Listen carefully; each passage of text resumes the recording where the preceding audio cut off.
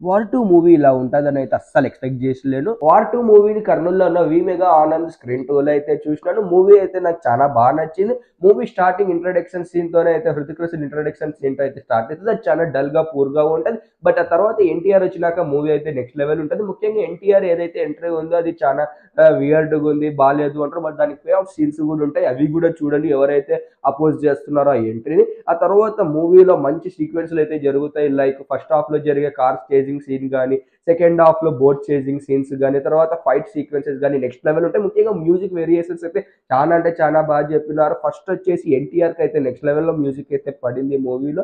And Hrithik రోషన్‌కి as యూజువల్‌గా పాత మ్యూజిక్‌నే తీసుకొచ్చి పెట్టారు.